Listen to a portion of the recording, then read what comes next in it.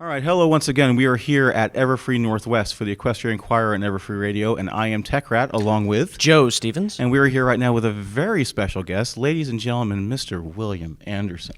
How are you today, sir? I'm doing great. Thank you. That's great. Thank you so much for taking the time to sit with us and chat with us. We really appreciate it. Well, I guess the first question that I have for you in regards to getting involved with the show, how exactly did that come about? I mean, did somebody come up to you and say, we have a cartoon about My Little Pony that we want you to score? How did that all originate? How did you get involved? It was a select group of people were invited to submit an approach for the show. I was given a creative brief from the people involved, Lauren Faust, and I got invited because I've done a lot of animation, and Linda Steiner knew my work and asked that I be included. And so I don't know how many people there were, 5, maybe a few more, and they listened to all the submissions blind, meaning that they didn't know who wrote what, and they picked mine, and that's how I got the assignment for the underscore. And what were your thoughts when you initially did your submission, knowing it was going to be for a My Little Pony cartoon? What were you thinking going into that?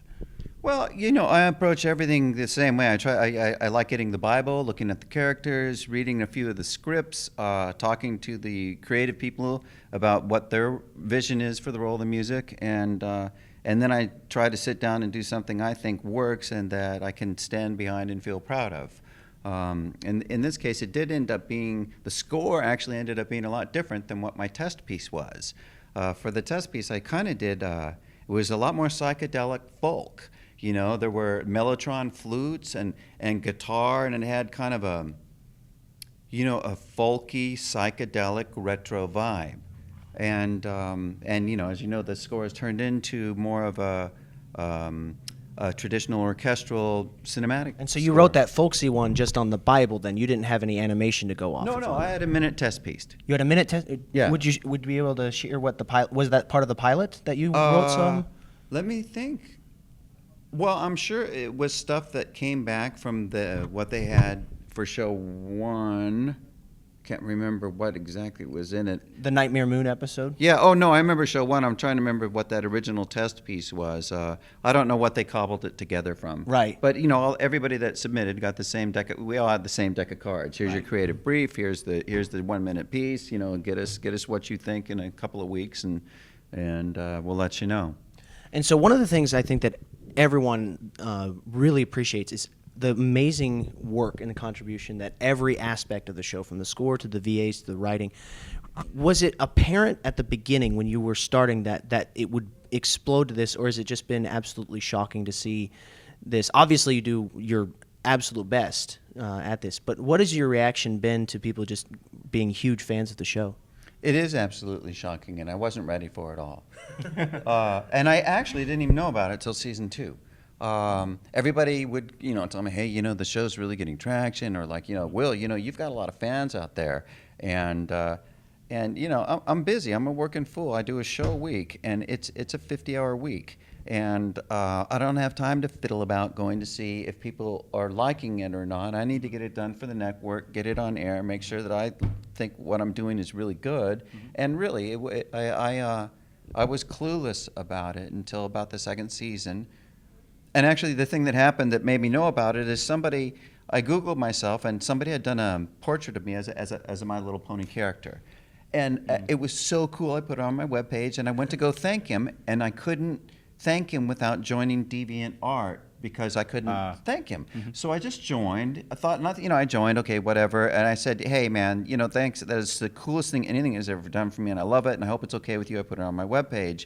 And then I got an email a couple of days later. Is that you really, Will? Yeah. And well, you have like, I don't know what it was, 80 zillion people now on your page, And not a single piece of art posted. No.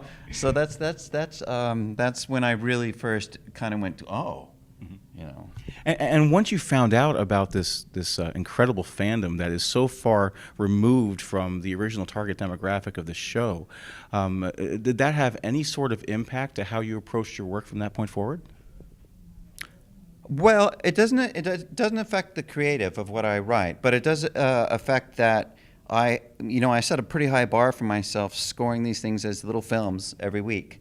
And I now like that approach. That's really cool. It's a little film and everything. that's how I look at it. I try to find the through line, the main, the stories, what is this about? Because they all have some sort of integral theme and who the main character is, and I try to write a score that reflects that and is about that, and not just what I call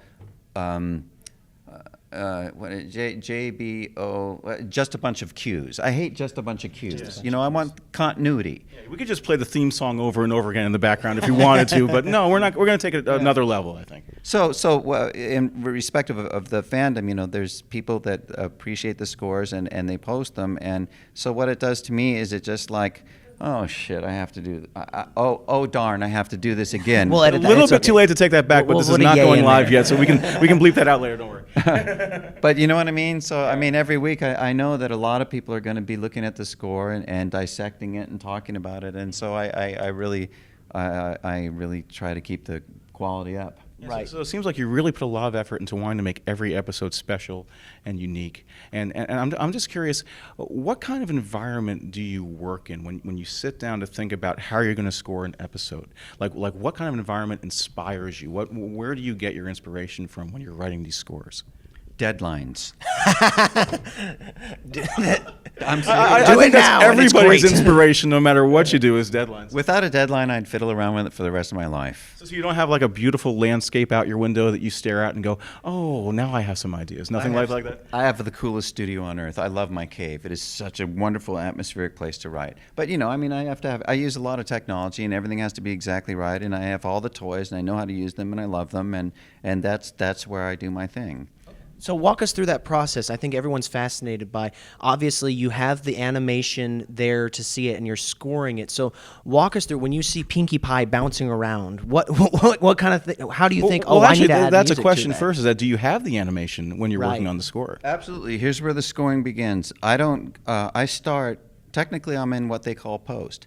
When they finish locking the show and it's cut to time and the little slugs, meaning black segments, are in for the commercial breaks. This is exactly how it'll be seen on TV. And what happens then is all the dialogue people and the effects people and the composers, we all start crafting our stuff to go exactly to that. And so I get that locked print. The dialogue is in it. And I get with Jason on the phone, and we go through every single scene. And we discuss what the role of the music is. He says, you know what, I think this should be this. I say, that sounds great, Jason. He says, let's hit this, but what do you think, Will? I say, I don't know. I think that it feels like it could be open there. And we make notes all the way through the show. It's my map. And then after that, I take that map and, I think about the approach and I start sketching out themes and we put together all the music. And I make a little QuickTime movie that has the dialogue and my score in it, and I send it back to Jason, and Jason reviews it and he gives me notes. Will, this is terrific. Will, what were you thinking? Will, this is horrible. Will, I love this. And could this start earlier? Could this start later? I don't like that sound. He gives me a page of notes, or sometimes a few, sometimes a lot. It just depends. Music is very subjective. Right. So he gives me all that stuff, and I make all the changes, and then we have what I call a disaster check. I let him see all the changes before I master it and send it to Dick and Rogers to do the mix. And the disaster check second review is usually. It's just that. It's just so that we can make sure everything's right, and then I ship the show, and then we start the next show immediately after that. And that process is exactly 1 week. So 1 week, one episode. Yes, and it's one after another. And so when you're doing those, it's fascinating the different emotions that you can get from what the characters are achieving. Do the writers give you all right, this moment has to be really sad, and that goes into your thoughts of creating emotion with music in the different scenes? No, the writers don't give me anything like that. Jason and I talk about that, and I sometimes suggest things, like, hey, you know what? She's so sad here, but the scene is so strong and acted so well. Maybe it's better to, why don't we try it in the clear and just leave it alone? Or I mean, we discussed different ways, or like how, I mean, there's an art to this. Like, let's, before the transition to whatever, some new location, which I shouldn't say because I'm thinking about something that you guys haven't seen yet. But, say that transition happens here. I say, you know what, let's start playing like we're there at the end of the scene before. Prelay it, let's set it up. And then when we make that transformation into the next scene, we bridge into the next scene, it kind of pulls you into it. It makes the transition less intense. Yeah. It makes it smooth, and it kind of like in your subconsciously, you start to get ready for it before it happens. Because the music can actually help to tell the story and bring the person through. That's totally the job. Yeah. Right. So, well, we're talking about all the different scores that you've done for the show. Are there any particular pieces or parts of scores that you've done that stick out in your mind that you were particularly proud of, or like I was really happy with how that particular scene came out, or anything like that? Just captured the moment brilliantly. Because I certainly have one of my favorites, right? And that was in the Mare Duel episode near the very end, where Rainbow Dash is trying to chase down Mare Duel, and you're getting like these hints of Danny Elfman in there. It made me wonder whether you were like maybe watching an episode of Batman while you were scoring that particular part of the show. Do you have any like scenes like that just stick in your mind that you really were proud of? Yeah, I do, and it's a weird one. I guess my favorite centerpiece scene from everything I've done, and this is weird, when Pinkie Pie has the party by herself and her rock friends and stuff, and she's really just freaked out. I, for some reason, thought that would work. Yeah, there's yeah, so much, exactly. It's a solo scene, so you have to rely on music so much for that. And it's very, very like bizarre and creepy going on in the back. Bizarre. And I also want to say I wrote that with Christopher G., who's a wonderful composer and orchestrator, and I can't, we wrote that together, and that's my favorite scene. I can certainly see why. That's a lot of fans' favorite scenes, actually. So a lot of fans' favorite episode, for that matter. So surreal. It's so funny. Her eyes just go in different directions. You kind of went back to the funky original of your original idea with the funky weirdness. Yeah. But you mentioned, obviously, Tecker was talking about the different Danny Elfman and other inspiration. What kind of inspiration do you draw when you're doing music, both for Ponies and for the other shows that you work on? Well, I'm a student and lover of all the great film scores, and I stand in the shadows of all these people, John Williams and James Newton Howard and James Horner and Danny Elfman and so many, and the caliber of work that's done is just so remarkable, and also the quality of recording and the mixing and the art of how they frame it to picture and help tell the story, or when they use it, not use it, and I'm fascinated by it. So I'm always being informed by everything I see all the time, Mm-hmm. And I'm an easy audience. I notice other film scoring people will rip scores apart. My general sense is I go to almost always. Trent Reznor fumbled, in my opinion, only, and it's subjective. But the Girl with the Dragon Tattoo, his score was so wrong and awful in the first 5 minutes of the scene of the film. I couldn't watch the film. My personal opinion. Nothing. He's a great artist. But generally, I just look at the stuff and I go, "Oh my God, this is so well written, so well recorded, so well mixed." There's something recent in memory that comes out. I think we talked to Stephen Andrews, who referenced How to Train Your Dragon and those type of movies. Anything recently that you can think of that you particularly liked? I liked How to Train Your Dragon. What a great score! What did I just see? I saw the new Batman movie. I didn't care for it much. I thought the other two were better. But and Hans Zimmer and his team. God, the sound they get is just so relentlessly primal and driving. Just to be able to create that was amazing, and I thought it was a very effective score. It's not like it was so harmonically brilliant, but it was just it's not. There's not a lot of teeth in the harmony. It's all just right, and the sound he got was amazing. Well, especially when you're working with probably like $1 billion music budget to do a whole orchestra and everything. Now, we don't hear a lot of live orchestrations for Ponies. Do we ever have any of the live music, or is it how is the music itself created? Is it in the computer, or do you ever get instruments in there? It's all computer.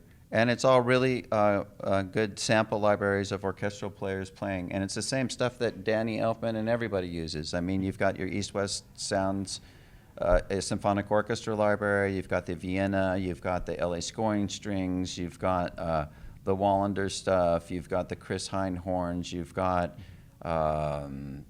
you know, there's all these kind of premier companies that make wonderful, you know, orchestral libraries, Symphobia, and we kind of all own as many of them as we can afford, and then it's taking the time to learn how to drive them and setting them up in a big pallet and learning how to you know, use them right. Right.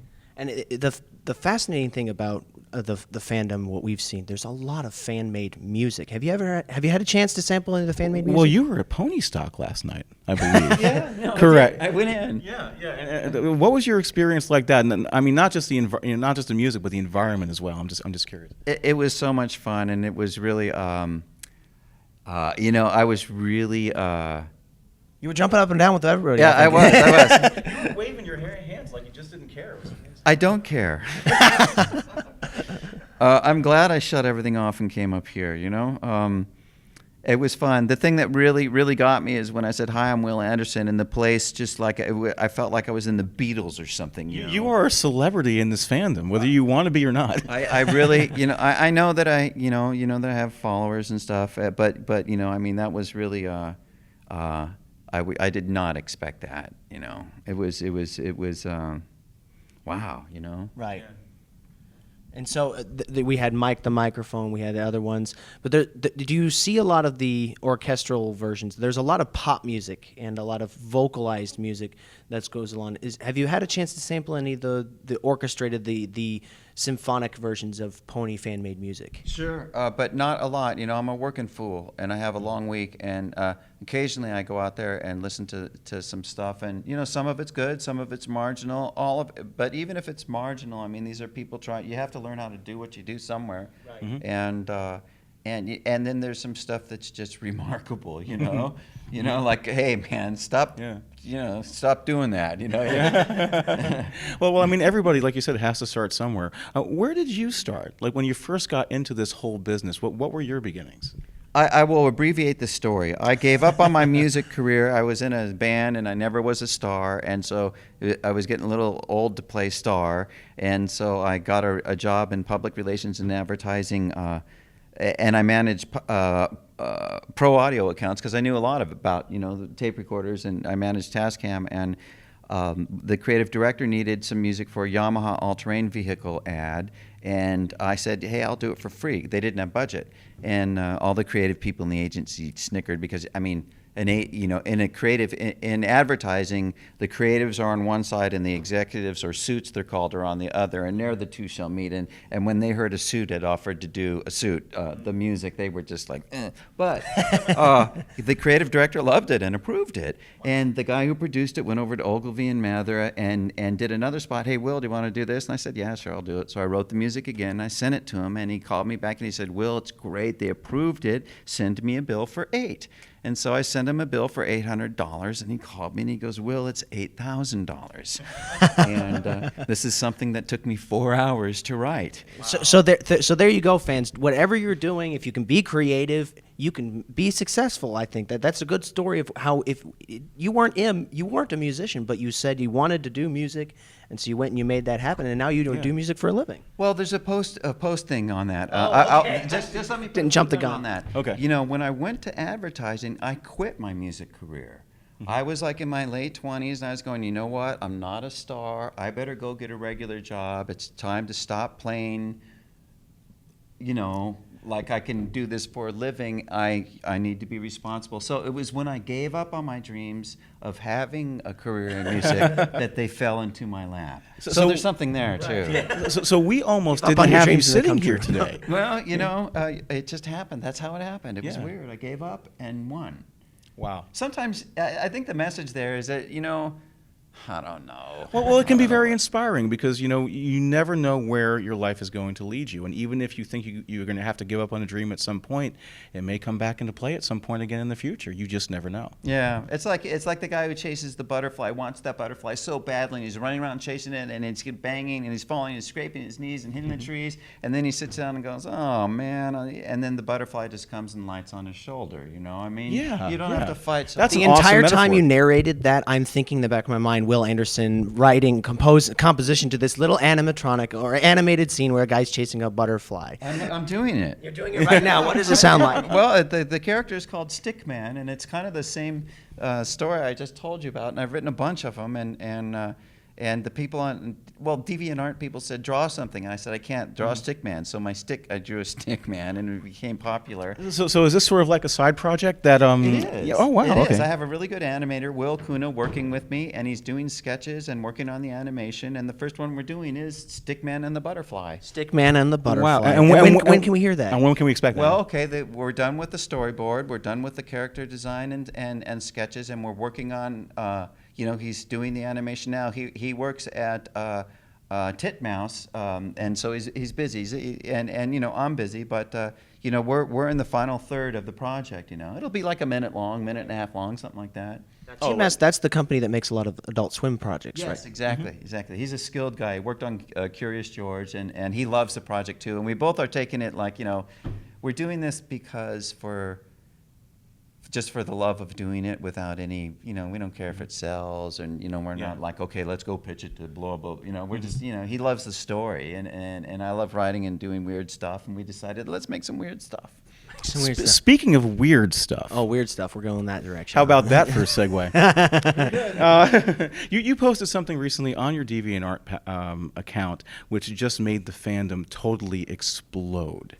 And that was a picture with you with a particular parody artist named Weird Al Yankovic. Now, ever since back when we were anticipating season 2, there have been rumors of this gentleman in some way, shape, or form getting involved in My Little Pony. And I know that when you posted in your DeviantArt account, you said there was a little bit more to the story. You couldn't quite, you didn't videotape it all. You got like at the very end because I guess the camera phone wasn't working properly, or something like that. To turn it on. My daughter forgot to turn it on. Okay, all right. When Al comes over, because I used to be in his band, I played and toured and recorded with him. And, What did you play in his band? I played sax, guitar, trumpet, and keyboards, and sang. Oh, that is fantastic. You know, and so he invited me down to the show, and afterwards I went backstage, and I go, Eleanor, when I wanted to do like a TMZ kind of thing, I go, when he comes over, turn on my camera and just record everything.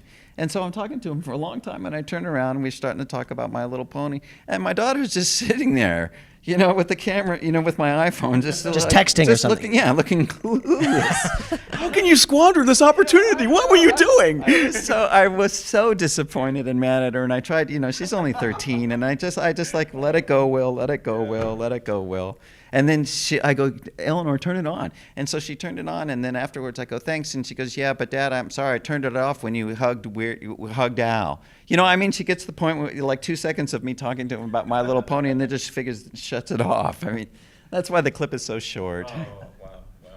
So is there anything that we could maybe hear what you were talking to him before that we were able to share then with the community? I can tell you what we talked about. We talked about he loves My Little Pony. All his fans love My Little Pony. Al wants to be a character on the show. And maybe a guest star or something. And I know on the other side of the table, you know, they love the idea too. I mean, it's a perfect fit. The kind of fans that are down here, it would be a good just cross-fertilization thing. I mean, I think that these are compatible fan groups. By the way, his concert down at Pacific Amphitheater that I went to last week I think there were 20,000 people there just going He's phenomenal absolutely live. I've nuts. seen him like 6 times. Yeah. He's an amazing performer. He sang so well. He just killed it. Yeah. So yeah, we were chatting about that, and he said he would be very interested, and so I said I know that they're trying to cook up some ideas for you. Why doesn't Jason give you a shot and you guys chit chat about how this might happen? So that's about as much as I feel comfortable saying. Other than it was great to see him. Well, we don't want to press you too No, much. I think absolutely that not. fans are just exceptionally excited about the possibility that it's out there, that it's possibly in the works. That Yeah. Everybody on both sides of the table wants to make this work. we just need to get the lawyers to agree on things. You need to sign the documents in the right places and whatever has to Yeah, happen. I have nothing to do with that. Yeah. Al wants to do it. They want to do it. Everybody wants to. Well, he loves animation in general. He's done voices for other shows as well. He's done voices for Transformers. It's We're funny. all getting giddy together here. We're all such big fans of Weird Al. At the concert, he always runs tons of the films, Yeah, like yeah. the interviews and stuff. And there's one thing where I felt small. It's like every animated show, every cartoon ever made has a Has a cameo somewhere in it, yeah. Where they say I'm just like Weird Al, Well, it's interesting. You're coming full circle. Then you started out in his band, Right. and then you're a composer for another show, and now he's in your show. Yeah. No, it's gonna be fun. He's Yeah, not in yeah. your show yet. We Yeah. don't want to talk about that, but he's working towards that. There's a very real possibility. There's I a guess very you could real say. possibility, and he's thrilled. No comment, nothing official. Yeah. Yeah. Don't. This do is not all repeat. discussion right now. And just as an aside, too, if Weird Al, if you're watching, you should write a song based on My Little Pony as well. I think you need to put a pony song on your next album, but that's just me talking. We won't ask. Yeah, that's unofficial request. Yes, unofficial request. Yeah, I agree. So thank you so much, Will, for joining us. This was tons of fun. Thank you so much, sir, for And I sitting think with that us.